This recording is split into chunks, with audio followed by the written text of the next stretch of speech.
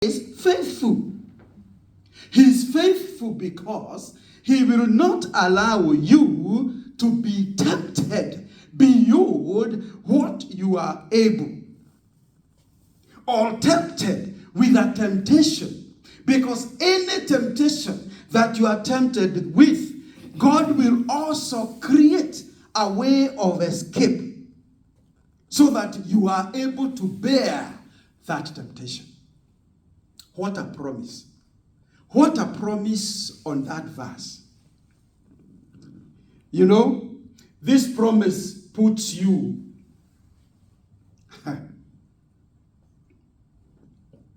or puts the battle in you, the battle of pride in you, in its proper context.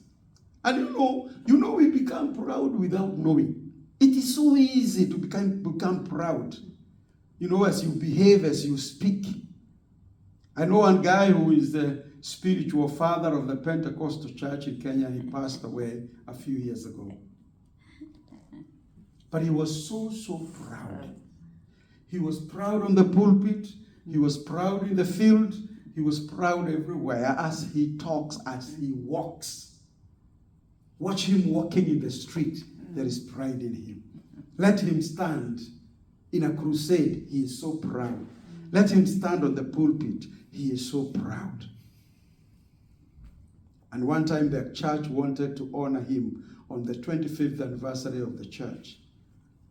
And the church wanted to honor him, and they bought a brand new car. And they invited him to come and receive the car. Because of his pride, he saw those inviting him as his boys. And of course, they were his boys. Yes. Because he ministered to them when they were in college, they were in high school. So yes, they were his boys. And he said, what are these boys calling me to do? And in his pride, he refused to go. And so he missed the car. So sad. Very sad. Thank God that he learned the lesson when he was invited in the 40th anniversary. He responded, was it 40th or 50th? He responded, and he blessed those kids, and a few years he was gone. The ones he was calling kids. Of course, they are old men. They are grandfathers. But the ones he's calling kids, because of course to him they were kids. So, this promise in verse 13 puts a believer or a leader or a pastor's battle with pride in its proper context. It is a common temptation. And the victory doesn't come with your power. The victory doesn't come in your faithfulness. The victory doesn't come in your skill. The victory doesn't come in your intellect. The victory comes from God's faithfulness, not your willpower. Amen. Yes, you have your willpower, but that will not bring you victory. Now, how can we apply verse 13 in our own lives? Because I want to conclude. I have a few minutes. Now, how do we apply verse 13 practically in our own lives? Number one, and I want to repeat again, by putting a label on that temptation as common. Okay?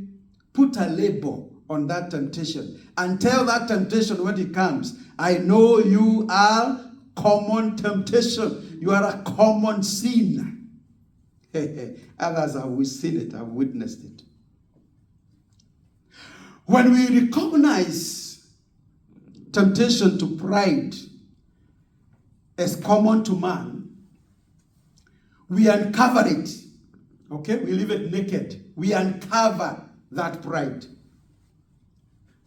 Not as a unique burden to us, or to our leadership, or to our ministry, but as a universal human sin. This is a universal human sin, and has can infect anybody, anywhere in the world. prevents you and me from either feeling that you are uniquely targeted by that temptation, or you are uniquely justified in your pride. Because you can either be uniquely justified in your pride, or you can feel that you are uniquely targeted by that temptation. So number one, label that temptation as common. 2, learn to shift confidence from self to God. Learn to shift confidence from self to God. You know, verse 13 is built on the foundation that God is faithful. When we experience success, the escape from temptation of pride is to immediately redirect all our praises, all our confidence to God's faithfulness. Amen. When we succeed in whatever we are doing, let us learn to redirect all the praise, all the honor to God Himself and to His faithfulness. And we will do that in prayer. We will do that in public speech. We will do that in our private thoughts. Because our internal thoughts becomes evidence of God's faithfulness in us and God's faithfulness to His promises to us, not our exceptional skills. We can be too skilled, yes, but we can never rely on our skills. We may have learned the word, yes. We may have memorized the word, yes. But let us not be confident in that.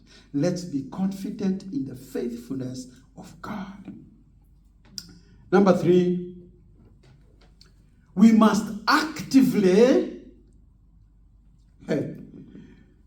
look for a way of escape. We must actively open our eyes to see the way of escape. If your house starts burning and you are inside, the next thing you do is to look for the nearest way of escape. So God's way of escape from our pride often comes in very specific and practical forms. And when we do the unseen things that are unseen by others, like when you engage in manual tasks. You know, we have come here, we found the chairs, we found the table laid, the PS ready, and I found the drum ready, just beat it. Everything was ready. But somebody had to do it. Somebody had to do it. Somebody had to arrive here earlier than ourselves to do it. I remember back in 1982, 83, 84, I used to wake up very early in the morning because that time I had hired 2 rooms in one of the slum villages of Mathare called Korogocho. I had hired 2 rooms which I was calling the church. And so I had been in that church for over 5 years then. And so every morning I woke up 5 o'clock. I take a bucket full of water, a brush, soap. I go to the church. And I'm talking about walking for half a kilometer from where I was living. So I had to walk that way with my bucket of water. And I go and wash every bench. I wash the tables, the pulpit. And then I go up away. You know, in a slum village, you expect it was a muddy house. So you expect, you know, during the week, there was dust and all that. So I had to do that. Is it dying? No.